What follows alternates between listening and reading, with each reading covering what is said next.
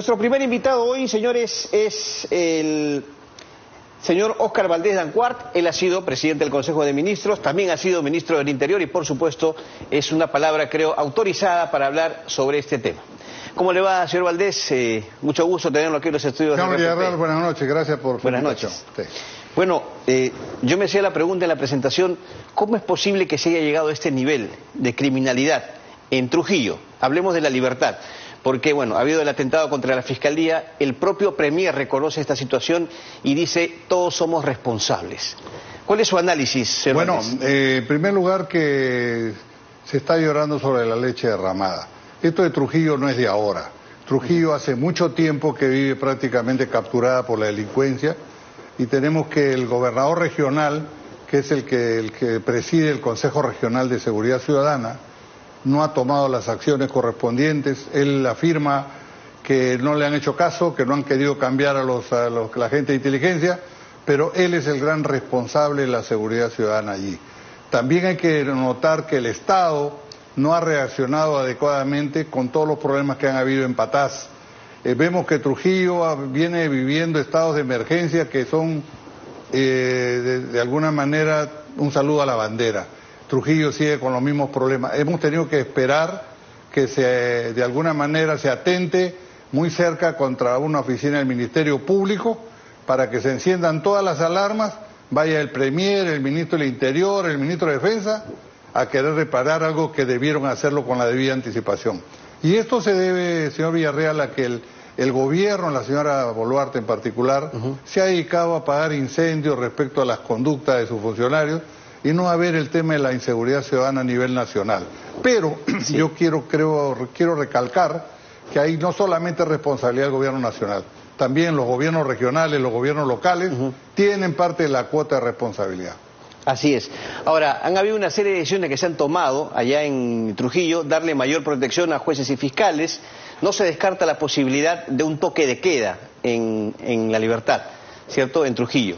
¿Cree usted que esa es una buena medida o sería una buena medida el toque de queda? Bueno, va a llegar un momento en que vamos a declarar estado de emergencia, vamos a tener un frente político, militar, policial allí, porque la cosa se está desbordando, cosa que no hemos debido llegar de ninguna manera. Ya, pero ya estamos en esta situación. Ya estamos en esta situación y yo creo que el gobierno va a tener que tomar medidas extremas como el toque de queda. ¿Es necesario el toque de queda para usted? Yo pienso que sí, porque el nivel de criminalidad ha sido tan alto. El tema de lo que está pasando en Patás, lo que está sucediendo hoy día en Trujillo, es deplorable y el Estado tiene que tener una reacción. El Estado tiene que reaccionar y tendrá que reaccionar con sus herramientas. Lo ha tratado de hacer gradualmente, ¿no? Como digo, en base a su inacción. Su inacción le ha motivado a que tome una serie de medidas. Ha declarado estado de emergencia, ha tratado de cambiar efectivos, pero realmente todos sus afanes han sido fructuosos. Entonces ahora nos está llevando a un momento en que el cual tiene que haber toque de queda y vamos a vivir situaciones que no hubiéramos querido vivir nuevamente. Ok. ¿Ha hecho bien el Premier en ratificar la confianza al Ministro del Interior? Yo creo que no. ¿Por qué? Porque el Ministro del Interior es el gran responsable de todas las amenazas que tiene el Estado. La minería ilegal, el narcotráfico, la inseguridad ciudadana, la trata de personas. Lo que pasa es que normalmente los ministros del Interior ya quieren fungir de comandantes generales de la policía. Y ese no es su labor. El ministro del Interior tiene que ver todas las amenazas del Estado. Y en Trujillo se ve trata de personas, se ve minería ilegal, se ve inseguridad ciudadana y también, ¿por qué no decirlo, narcotráfico? Entonces, esa es una función del ministro del Interior. Ok. Además, hay quienes han manifestado que, esta situación de violencia en Trujillo y básicamente el ataque a la Fiscalía proviene de la minería ilegal. Sí. ¿Usted cree que es factible esto? ¿Es viable? No, yo no creo, no solamente digo que ¿Es real? Que es real. Yo diría que hay muchísimas, digamos, motivos para decir que es real, porque la minería ilegal, durante el gobierno de Castillo hasta ahora, ha hackeado al Estado. Recuerde usted cuando hizo las paralizaciones en Chala, en Rinconada, en Santa Rosa, bloqueó todo el país, todo el sur del país. Y últimamente, con esas marchas que hicieron en Lima y las paralizaciones en la carretera, logró que el reinflo se amplíe y que no se apruebe la ley del señor Mucho. Entonces la minería ilegal hace rato que está posicionada y nadie le hace daño. Y particularmente en Trujillo, en Patá, se están haciendo lo que le viene en gana, tumbando torres de alta tensión y en lugares donde están en emergencia, donde supuestamente ha ido el ejército. ¿Qué nos queda? Tenemos que tomar medidas extremas. ¿Y aquí no hay responsabilidad del Congreso también en aprobar la ampliación del Reinfo? Mire, el Congreso es el gran culpable de lo que está pasando al país, tan igual como el gobierno, el Poder Ejecutivo, porque son cómplices. Esto que está sucediendo con las famosas detenciones preliminares, el Congreso ha querido remediarlo, lo ha observado el Ejecutivo, y vemos que hay el comandante general de la policía dice, oiga, no tengo las herramientas, capturo, pero no tengo cómo meterlos adentro. Lo dijo acá, justamente, lo dijo acá en y tiene razón, porque no se está trabajando, no le están dando las herramientas. Y eso es parte del Congreso, es parte del Ejecutivo. Y lamentablemente... Usted dice, perdón, que tanto el Ejecutivo como el Congreso son cómplices. Son cómplices. ¿Qué buscan tanto Ejecutivo como Congreso con esta, diríamos, demora en corregir este error? Es que ellos están preocupados en otras cosas. Ellos quieren llegar al 2026, los congresistas dando todas las leyes populistas que puedan, y el Ejecutivo también reinando la señora y no gobernando. Hemos visto que está en todas las inauguraciones, ahora se ha ido a Davos, y vemos que realmente el país está sufriendo problemas. Y dicen, oiga, pero hemos reactivado económicamente. ¿Cómo no se va a reactivar el país si hemos tenido una pesca fabulosa? Tenemos más de 12.000 millones de dólares de exportaciones no tradicionales. Tenemos el oro a 2.700 la onza a Troy. Tenemos la plata arriba de 30 y el cobre arriba de 4.30. Como con esos precios de los minerales, con el boom de la pesca, con el boom de la agricultura, ¿vamos a pretender crecer 3% y nos vamos a jactar? Yo creo que no. Le preguntaba sobre lo del Congreso porque esta mañana hemos conversado con el congresista Diego Bazán, que es de Trujillo, ha estado justamente allí con los ministros, y él dijo, todo esto es culpa de la minería ilegal. Sin embargo, él, como tantos congresistas, votaron en favor de la ampliación del Reinfo, lo cual evidentemente es un contrasentido, porque los especialistas dijeron hasta la saciedad que ampliar el Reinfo sería darle más alas, diríamos así, a la minería ilegal. Es que no tenían otra opción, porque los mineros ilegales han hackeado al Estado, y lo tienen hackeado al Estado. Y no sería raro que en estas próximas las elecciones del 26 tengan muchísimo más importancia que ahora. Hay una cantidad bastante significativa de alcaldes que están inscritos en el Reinfo. Son gente que ha salido votado, ha hecho su campaña con dinero de la minería ilegal y ahorita son autoridades distritales y provinciales a lo largo del país. Entonces tenemos que ver por eso le decía de entrada que estas amenazas las tiene que ver el Ministerio del Interior de manera conjunta. Señor Valdés, perdón, usted dice que esta situación, bueno, la vivimos todos, viene de hace varios años atrás. Sí. Usted fue ministro del Interior en su momento. Sí, claro. ¿Qué se hizo en su gestión para evitar el avance de la criminalidad, de la delincuencia? Cómo no, con mucho gusto le contesto. Mire, cuando hubieron los primeros avances en la Pampa, en Puerto Maldonado, fuimos hasta ahí en helicóptero, bajamos en la Pampa, conversamos con todos los mineros, entonces logramos sacarlo de la zona protegida e iniciamos un proceso de formalización, que lamentablemente en el tiempo se fue quedando. Pusimos un puesto policial en Mazuco. Mazuco es en la parte de la Y, ¿no?, que viene de Cusco, Puno y va hacia el Brasil. En ese punto estratégico pusimos una tranquera para evitar que ingrese todo lo que eran los combustibles a la minería ilegal. Y comenzamos, recuerde usted, con el señor Urresti, a trabajar sobre todo los denuncios ilegales y a destruir la maquinaria que tenían pero ese trabajo no se continuó, lamentablemente. Pero no solamente hablando de la minería ilegal, en el término de la lucha contra la delincuencia en aspectos generales. Bueno, ¿qué se logró durante su gestión? Mire, nosotros hicimos el Plan Nacional de Seguridad Ciudadana del 2011 al 2014.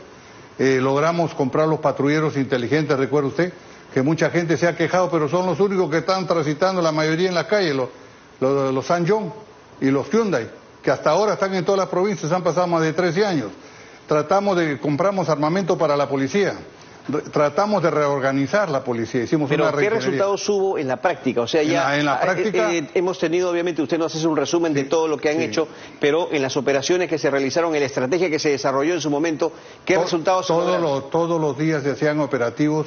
El comandante general de la policía, en ese entonces director general, daba cuenta de operativos, se hacían 1.500 operativos, deteníamos, los pasábamos al Poder Judicial, y mire usted que realmente ese trabajo que se hizo realmente menguó mucho. En ese entonces habían los raqueteros. ¿De qué año nos habla? 2011, 2012. 2011. Habían los ¿Usted raqueteros. fue ministro del Interior del 2011? ¿Hasta diciembre, de julio a diciembre del 2011. Ya. Y ¿Tuvo tiempo para...? Sí, hicimos todo eso.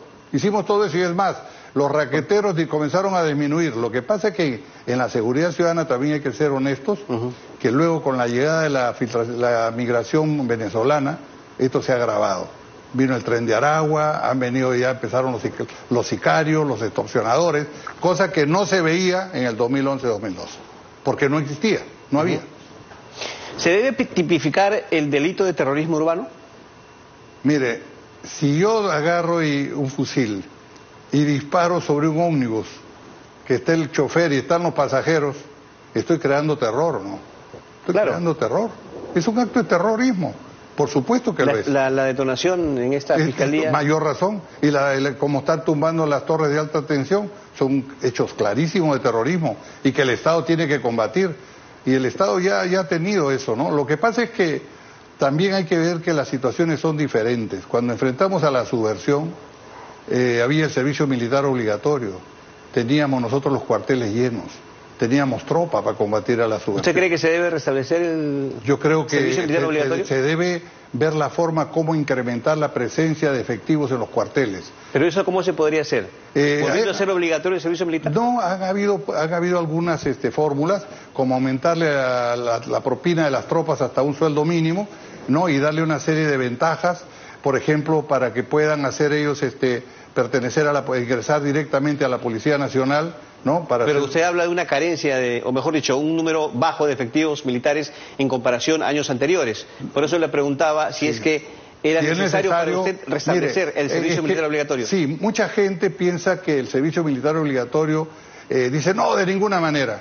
Pero Suiza tiene servicio militar obligatorio, Israel tiene servicio militar obligatorio. Hay muchos países en Europa que todavía conservan. Y mire, el Perú se tiene que estudiar una fórmula, porque el servicio militar no solamente debe estar orientado para la defensa del país, la soberanía, sino también para todo el caso como brigadistas, para todos los casos de fenómenos naturales que en el Perú son muy frecuentes, terremotos, inundaciones, aludes, riadas.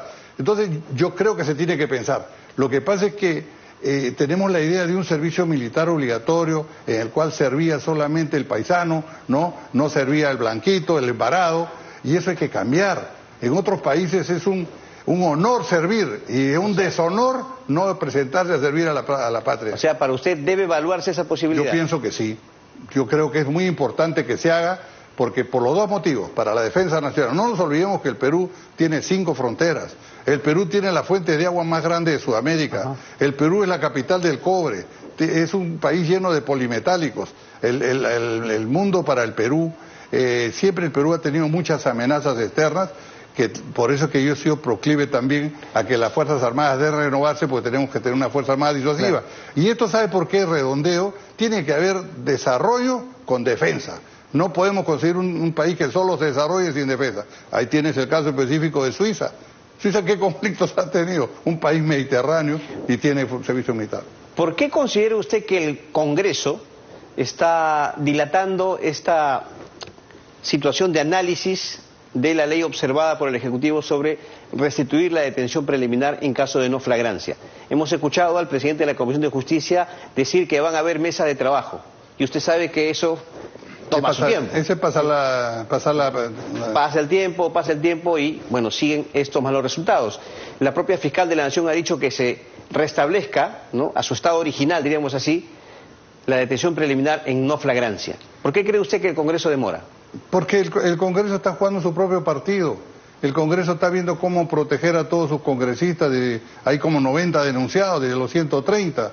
No esperemos del Congreso una solución al problema este.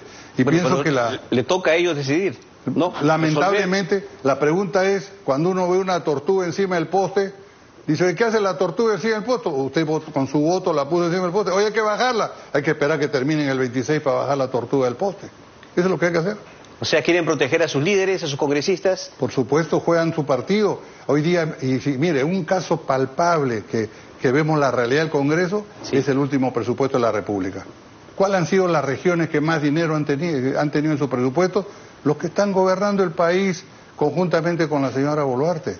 Y eso ya no tienen descaro, vergüenza, lo hacen ya pues, dicen, ¿qué importa, no?